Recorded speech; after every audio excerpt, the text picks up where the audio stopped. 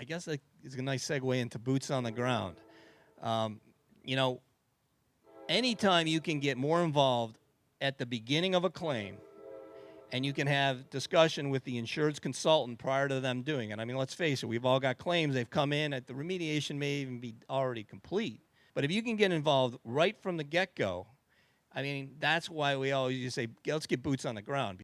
The scenario here today is that this is an active gas station, okay? We have trains rolling by, someone started their motorcycle, some traffic out there, and essentially what happened was the property owner here pulled an out-of-service underground storage tank. When you pull a tank from the ground, and if there are holes in the tank, that'll fail inspection automatically and the state needs to be contacted. The other thing is if you observe a noticeable release, such as gasoline or product or noticeable odors or standing on the soil, that also has to be reported to the DEP immediately, and this will trigger a case with the regulatory agency. In New Jersey, the Site Remediation Reform Act mandates that if a tank release occurs and you have a case number, that it must be remediated by a licensed site remediation professional for regulated tanks. Hey guys, how you doing? Dan with First Environment, thanks for coming out today. Will, John, Troy. Just want to let you know we're at an active service station today. There's a lot of traffic. I'd like us to put some safety cones out, okay, make sure that the area is properly delineated and we're not being affected by traffic. Also, Troy, as you know, there's a lot of active lines here from the pump station and the fill. I'd really like you to mark those out for us because we are going to be in and around that area. Drillers, make sure you're wearing your hard hats and ear protection as always. So the general area of investigation is going to be around here. All right, so Troy, I really would like you to clear this area first. Guys, while you prep the drill rig, I will mark the locations once Troy's cleared this area for us. Let's get started. If we're at an active gas station, okay, yes, we had a tank just pulled. Okay, we know that's out of the ground, but there's other lines there. Before we get out to the site, we'll usually call in a mark out. It's a public utility mark out. As I walk around outside, all of a sudden I'll get a spike. And you can't quite hear the volume on this, but there it is like that. It tones up. And then what happens is as it starts to go down, I know I passed it.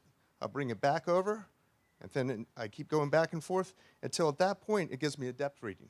Now at that point, I know I've located the line I'm transmitting on. I would go ahead and use my paint, put a dot on it, and continue my investigation.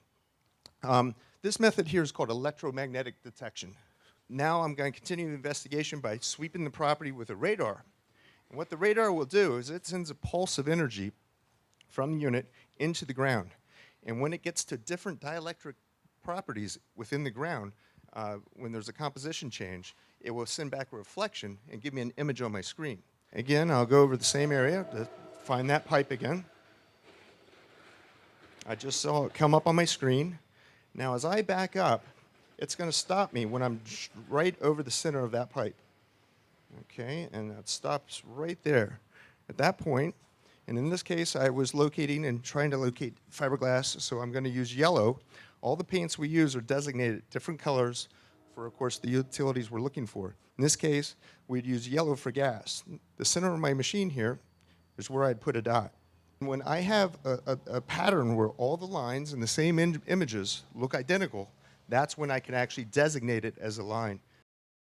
You can also use this equipment to safely soft dig in a non-intrusive manner, meaning you don't have an excavator, to dig out the contamination. You could use a machine like this to soft dig. If you're concerns about utilities, you can actually dig under the sump as long as it's properly supported. A machine like this can remove fairly quickly 3 or 4 or 5, 6 drums of soil, and sometimes that's all it takes to collect the post-act to demonstrate that the soil has been remediated.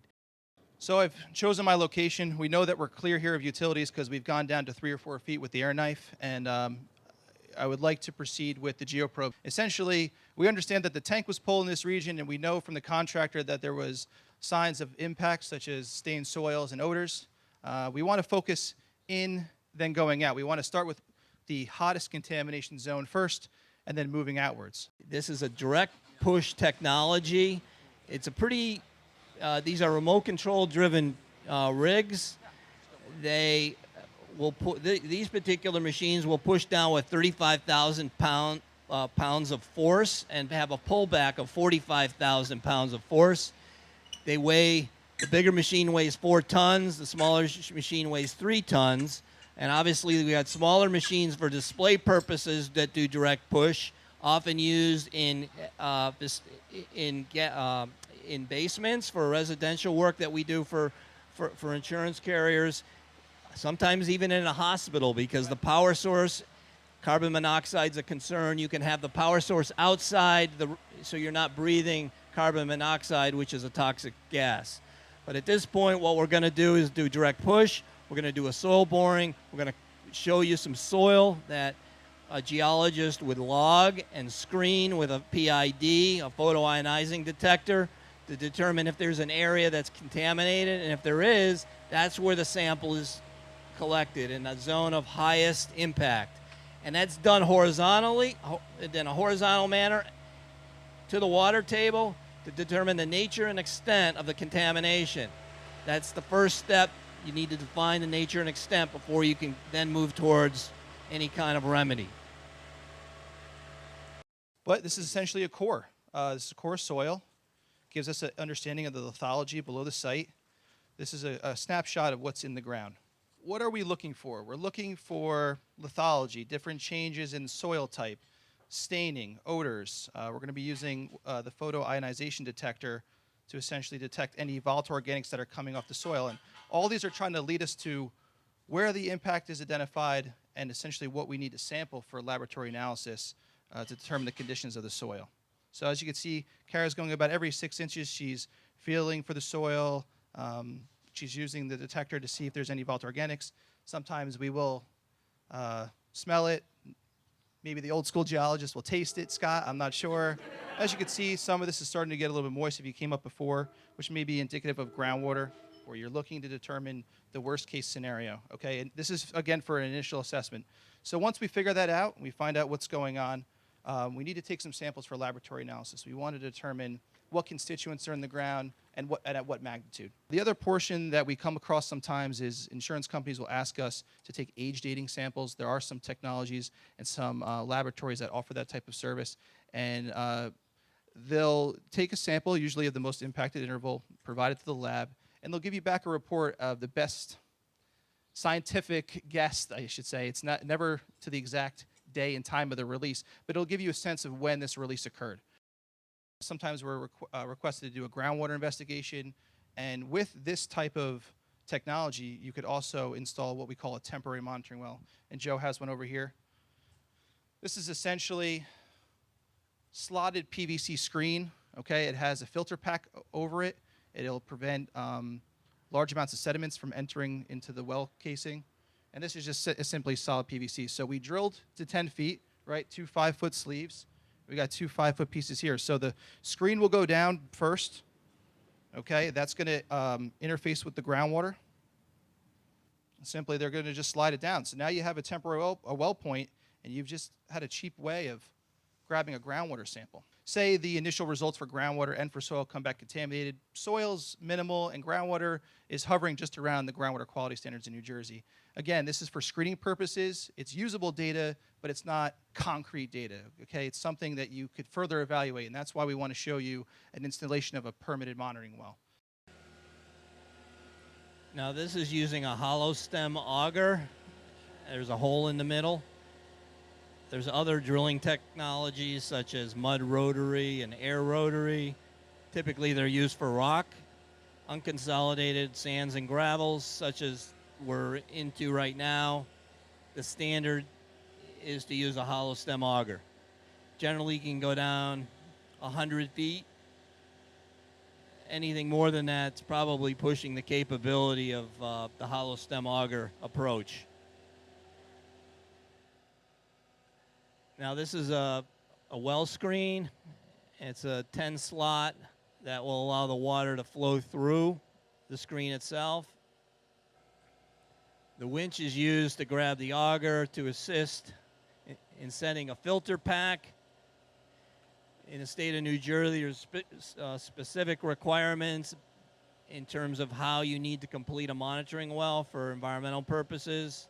It's essentially putting a filter pack of sand around the well screen to get a representative sample of groundwater and any chemical constituents that are in it. And it's customary to bring the sand a foot above the top of the screen and then add a bentonite seal on top of that. Once installation occurs in New Jersey, you have to wait 2 weeks to sample. There's a 2-week mandatory wait period to allow the groundwater to stabilize. A consultant will come back and use different purging methods to remove the water and collect a sample for laboratory analysis. There are some other in situ remediation technologies out there to, instead of physically removing soil and groundwater, you could use different chemicals, oxidants, or sometimes biochemical material to place into the ground, which will degrade the contamination. How does it get there? How do you get the material into the ground? Well, through existing well points is an example we'll use today. Sometimes you'll have trenches installed. This is not something you would typically see on an initial assessment. This is something that comes much later when you actually figure out how much contamination you have at a site and you need to remediate. The equipment we have here is a Geoprobe. It's a GP300. It's a high-pressure, low-volume pump. The idea is to release oxygen in the formation to accelerate the natural degradation of the bacteria. Will then, essentially eat the gasoline constituents in water. The equipment we have here is a Geoprobe. It's a GP300. It's a high-pressure, low-volume pump. I believe some of you have probably heard of Regenesis product, which is like an ORC. It's an oxygen release material. Back in May 2012, the Site Remediation Reform Act was enacted, and that significantly changed the way we do remediation here in New Jersey. For a site like this, we don't need to go to the department for approvals. We don't need to ask permission to conduct our investigation. We essentially have rules in place and guidance in place that we will follow to conduct the remediation, and you'll only do what's necessary. The property owner is still required by law to complete that investigation under certain time frames, and if they don't complete it, there are violations and fines that could be assessed. The LSRP essentially is guiding the process. My recommendation is to, when you get on the phone with an LSRP or another consultant, really lay out the time frames and the framework for the investigation, get an understanding of what you have to do, what they have to do to get their work done, and make sure they understand the costs that may be incurred as part of the policy. Having worked at AIG for all those years and having seen it on so many claims, and it's not just so much the LSRP thing, but I will say this, on a privatized system, one LSRP might look at it, or one LSP, or one LEP, because each state has a little different twist on it, would look at a site differently. Some are more conservative, some are more creative. I think having someone who really knows the regulations and, for instance, how to do soil averaging to legally get you out of a closure is a good thing.